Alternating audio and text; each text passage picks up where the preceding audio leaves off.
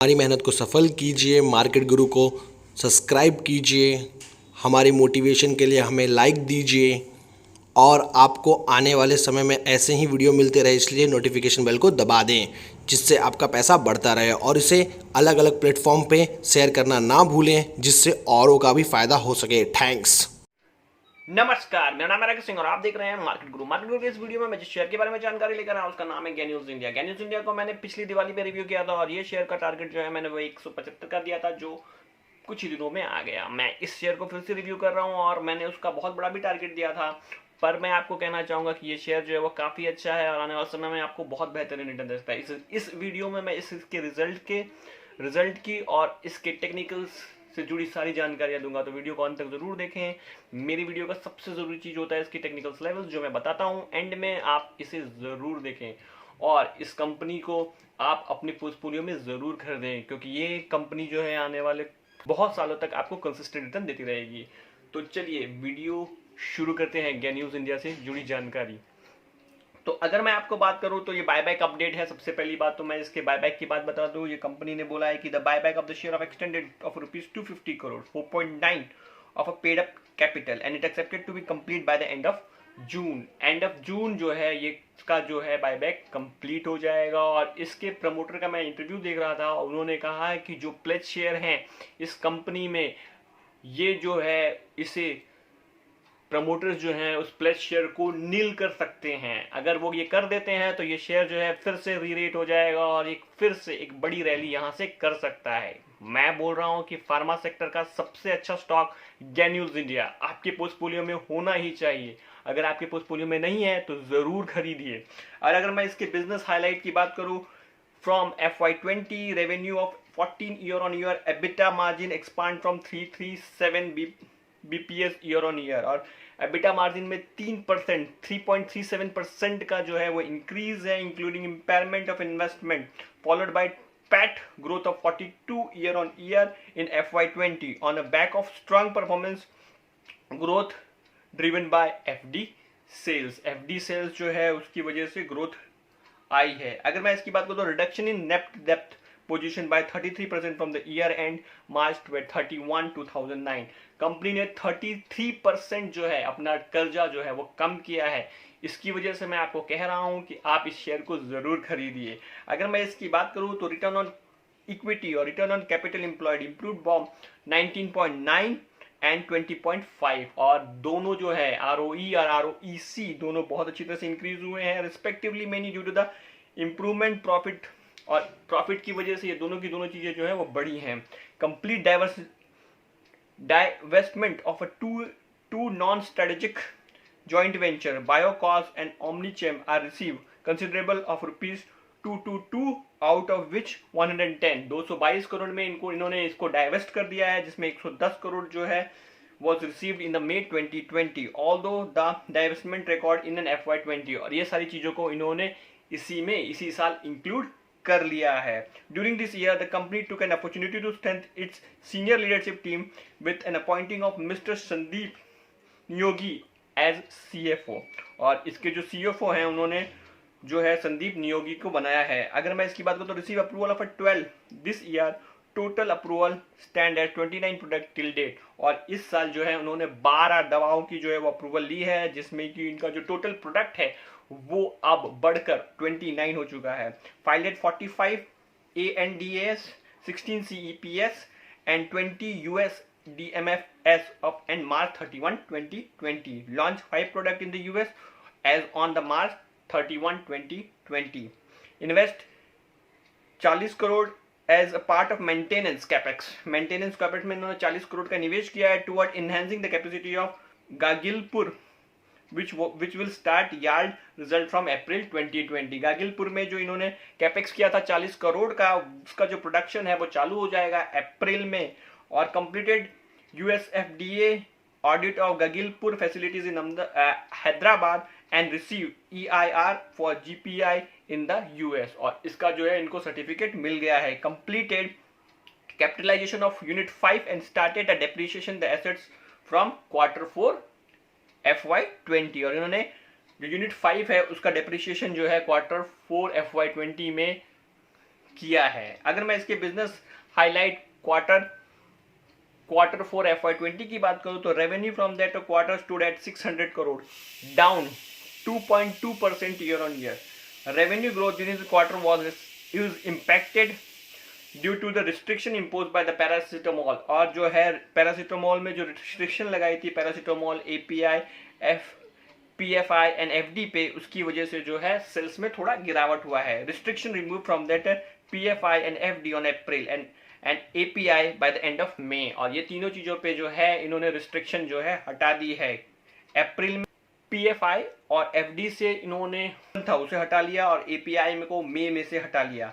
अगर मैं इसकी बात करूं तो EBITDA during the quarter was impacted due to the one time expense of ₹22 crore, और 22 करोड़ की वजह से EBITDA में थोड़ी सी गिरावट आई है 22 करोड़ की, due to impairment of investment of GPI, और GPI में इन्वेस्टमेंट करने की वजह से इसके EBITDA में गिरावट आई है। EBITDA up by 2.5% year on year, stood at INR ₹100 crore, including one-time expense of EBITDA stood at an INR 121 crore, grew 25%. EBITDA margin expand from 437 BPS stood at 20%.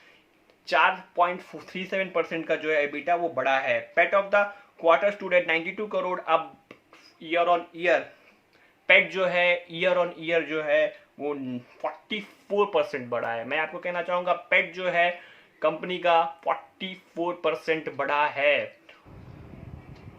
और अगर मैं इस गैन्यूज इंडिया FY20 रेवेन्यू की बात करूं तो इसकी जो रेवेन्यू है 2599, अब बाय 14% ईयर ऑन ईयर की बात करूं तो 14% का इंक्रीज है। EBITDA की बात करूं तो EBITDA जो है 525 करोड़ का है, जो 37% इंक्रीज है। EBITDA margin expand by 340 basis point. PAT stood at 336, up bye 42 year on year. अब अगर मैं इसकी बात करूं तो कंसोलिडेट फाइनेंशियल की बात करूं तो अगर मैं इसके मैं क्वार्टर 4 FY20 की बात करूं तो कंपनी ने 600 करोड़ का जो है वो सेल्स किया है, जो पिछले साल इसी क्वार्टर में 613 करोड़ का था, जो 2.2% कम है। ऑपरेटिंग प्रॉफिट जो है ये साल 100 करोड़ का है, जो पिछली साल 98 करोड़ का था, जो 2.4% ज़्यादा है। ऑपरेटिंग प्रॉफिट मार्जिन है 16.7%, जो ऑपरेटिंग प्रॉफिट मार्जिन है उसमें जो है 75 बेसिस पॉइंट का इंप्रूव हुआ है, जो इस साल 16.7%, जो पिछली साल 15.9 था। और अगर मैं PAT की बात करूं तो ये 92.3 था, जो पिछली साल प्रॉफिट जो था वो सिर्फ 64 था, जो 44% इंक्रीज है। और नेट प्रॉफिट मार्जिन की बात करूं तो इस साल नेट प्रॉफिट मार्जिन जो है वो 15.4 है, जो पिछले साल 10.4 था। अगर मैं इसके कंसोलिडेट फाइनेंशियल की बात करूं तो FY20 FY19 की कंपैरिजन करूं तो इनकम फ्रॉम ऑपरेशन जो है इस साल इसका जो इनकम फ्रॉम ऑपरेशन था FY20 में वो 2599 है, जो पिछली साल 2279 था, जो 14% ज़्यादा है। ऑपरेटिंग प्रॉफिट की बात करूं तो इस साल इसका जो ऑपरेटिंग प्रॉफिट है वो 525 करोड़ है, जो पिछली साल 384 करोड़ का, जो 37% ज़्यादा है। अगर मैं ऑपरेटिंग प्रॉफिट मार्जिन की बात करूं तो 20.2% है इस साल, जो पिछली साल 16.8% था, जो 337 बेसिस पॉइंट ज़्यादा है। अगर मैं PAT की बात करूं तो ये साल 335 का है, जो पिछली साल 236 करोड़ का था, जो 42% ज़्यादा है। अगर नेट प्रॉफिट मार्जिन की बात करूं तो 12.9 है और पिछली साल 10.4 था। तो ये फाइनेंशियल रिजल्ट देखने के बाद, प्रमोटर्स की कमेंट्री सुनने के बाद मुझे लग रहा है कि ये शेयर यहाँ से बहुत ज़्यादा बुलिश हो सकता है। मैं अपने हर दर्शक से कहना चाहूँगा कि मैंने जो अपने पहले वीडियो में जब ये 125 पे घूमता था तब मैंने जो टारगेट दिए थे वो अभी भी इंटैक्ट है, और ये टारगेट जो है आने वाले समय में अचीव होते हुए दिखाई देंगे। पर अगर आप इसमें ट्रेड करना चाहते हैं तो आपको यहाँ पे पोजीशन कहाँ बनानी चाहिए, कौन सी पोजीशन पे ट्रेड बनना चाहिए, और जो लॉन्ग टर्म टारगेट जो हैं वो मेरे क्या हैं। तो चलिए इस वीडियो में गैन्यूज इंडिया से जुड़ी टेक्निकल जानकारियाँ जान लेते हैं। अगर मैं आपको बोलूँ तो अगर आपको इसमें ट्रेड करना है तो मैं आपको कहना चाहूँगा कि आप इसमें 178 का स्टॉप लॉस लगाएं, और ऊपर में ये शेयर जो है आने वाले कुछ दिनों में ये 186, अगर ये 186 को सस्टेन करता है तो उसके ऊपर 192, फिर 209 और 225 तक के आने वाले 1 से 2 महीने में ये टारगेट दिखा सकता है। पर अगर आप इसमें लॉन्ग टर्म रहना चाहते हैं तो लॉन्ग टर्म में अगर आपको इसमें स्टॉप लॉस लगाना है तो मैं आपको कहूंगा कि आप इसमें 168 का स्टॉप लॉस लगाएं।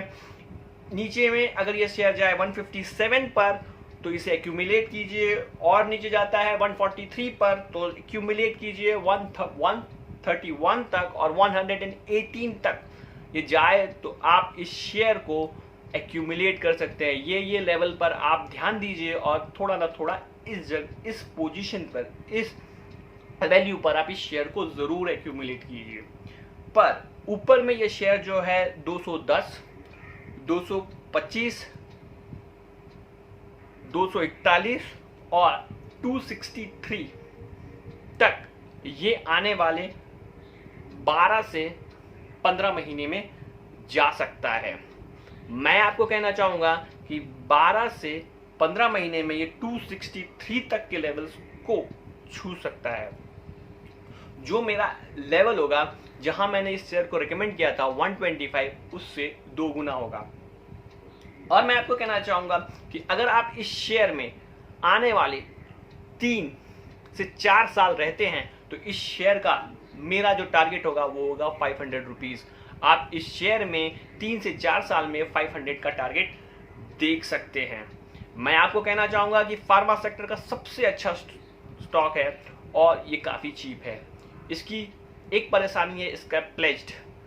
जैसे ही प्रमोटर्स ने अगर बायबैक का इस्तेमाल अपने प्लेज्ड को कम करने के लिए किया, ये शेयर जो है वो यहाँ से बहुत तेज हो जाएगा और एक बहुत अच्छा रिटर्न एक शॉर्ट स्पेन में आपको दिखाएगा। तो मैं आपको कहूँगा कि आप इस शेयर को ज़रूर खरीदें और इसमें लॉन्ग टर्म की रहें, लॉन्ग टर्म की सोचें, और अगर आपने इसमें लॉन्ग टर्म की सोचा तो आपको मुनाफा जरूर होगा। अगर आपको गै न्यूज इंडिया से जुड़ी जानकारी अच्छी लगी तो मेरे चैनल को जरूर सब्सक्राइब कर दीजिएगा, लाइक कर दीजिएगा, नोटिफिकेशन बटन को दबा दीजिएगा, क्योंकि समय समय पर मैं ऐसी जानकारियां जो आने वाले समय में आपको बहुत पैसा दे सके वो लाता रहता हूं। तो आज के लिए बस इतना ही, बाय।